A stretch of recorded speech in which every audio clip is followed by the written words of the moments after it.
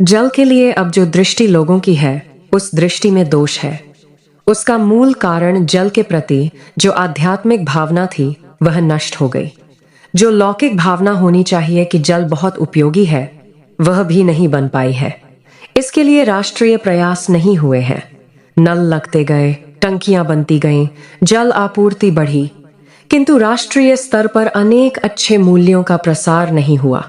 बुद्ध की क्या महिमा है। लोग गांधी का नाम भुनाकर वोट लेते समय चर्चा करते हैं, किंतु गांधी से जुड़े अच्छे मूल्यों की स्थापना के लिए शिविर लगने बंद हो गए। बाकी शिविर लग रहे हैं। आप कैसे वोटरों को लाएंगे, कैसे चुनाव में मत डलवाएंगे, यह सब बताया जा रहा है।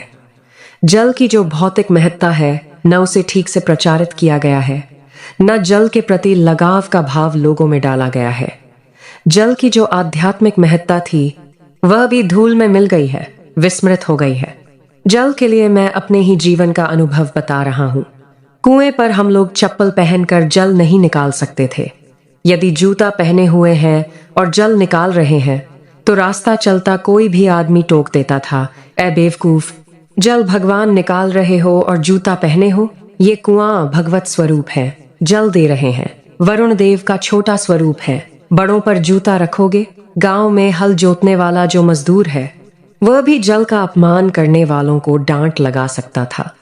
छोटी आयु से ही लोग जल की आध्यात्मिक महत्ता को समझते थे और उसके आधार पर उसका बहुत ही संतुलित और संयमित सदुपयोग करते थे, तो जल की मात्रा भी सुरक्षित रहती थी। किंतु अब जल का अपमान हो रहा है, तो नल सूख रहे हैं, कुएं तालाब सूख रहे हैं, भूजल स्तर तेजी से घट रहा है। जहां पर नदियों की भरमार है, उस बिहार में भी जल स्तर नीचे चला गया है।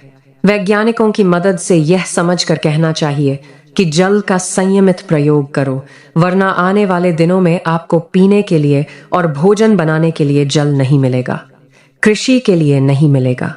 जैसे पृथ्वी के बिना सृष्टि बेकार है, वैसे ही जल के बिना पृथ्वी भी बेकार है। जल भगवान का स्वरूप है। कहते कहते बता दिया जाता था कि जल ब्रह्म सर्वत्र फैला है, किंतु कुछ नदियों में तो जल भगवान का शरीर है। बृहदारण्यकोपनिषद का वाक्य है, यस्य वायु शरीरम यस्य जलम शरीरम।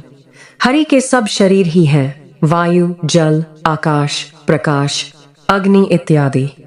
यह भावना ही सच्ची ईश्वरीय भावना है। जैसे हम अपने जीवन का सदुपयोग करना चाहते हैं, ठीक वैसे ही हमें जीवन से जुड़े संसाधनों का भी सदुपयोग सीखना चाहिए।